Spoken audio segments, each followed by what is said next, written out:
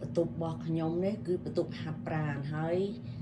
ហាត់ប្រាណហើយក៏មានដើមឈើនៅនឹងដើមផ្កានៅនឹងផ្កាដែលមានហើយខ្ញុំដាក់របស់ខ្ញុំនៅព្រោះផ្កាហ្នឹងវានៅខាងក្រៅដើម្បីវាក្តៅវាត្រូវក្តៅតែក្នុងផ្ទះយើងផ្ទះត្រជាក់យើងត្រូវការមានអំពូលដាក់ទាំងអស់ដើម្បីការពារវា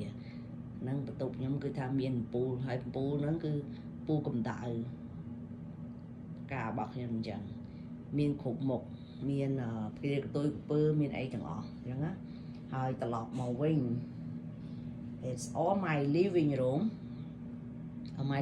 all my plant and exercise room every morning and also here I have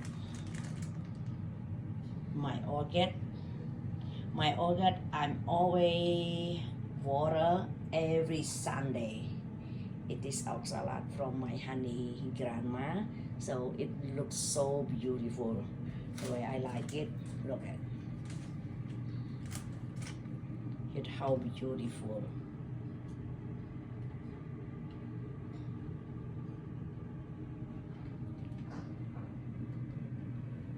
And also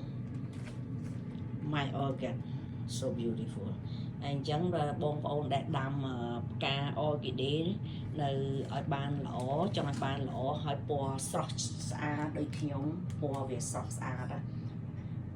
ខ្ញុំជារៀងរាល់អាទិត្យខ្ញុំដាក់មួយអាទិត្យម្ដងហើយកាហ្វេមួយស្លាបព្រាទឹកក្តៅចំនួន1លីត្រហើយទុកឲ្យវាដាំឲ្យទុកវាត្រជាក់ហើយអូតមៀលនៅខ្ញុំដាក់មកអូតមៀលមកស្លាបព្រាមកស្រាបាយហើយទឹក1លីត្រដូចគ្នាហើយទុកឲ្យត្រជាក់ហើយលាយចូលគ្នាហើយអញ្ចឹងយកមកស្រោចគល់វាត្រាំនៅគល់វាចំនួន5មិនិតហើយយកទឹកកាហ្វេហ្នឹងយកទៅជូតនៅលើស្លឹកវាហើយឃើញនៅលើស្លឹកឯងឃើញស្លឹករបស់ខ្ញុំនៅធ្វើឲ្យវាពណ៌បៃតងស្អាតស្លឹកហ្នឹងវានៅភ្លឺ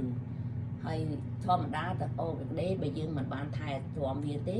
ផ្កាវាអត់មានស្រស់បំប្រងទេអញ្ចឹងណាផ្កាវាអត់មានស្រស់ឆើតទេហើយផ្កាខ្ញុំនៅកាន់បានយូរណាស់យូរមែនទែនហើយបងប្អូនសាកល្បងដូចខ្ញុំទៅ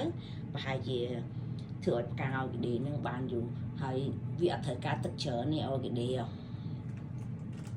ហើយកាន់បានយូរទៀតអូខេអរគុណសម្រាប់ការមើលវីដេអូហ្នឹងជួបគ្នានៅថ្ងៃក្រោយទៀត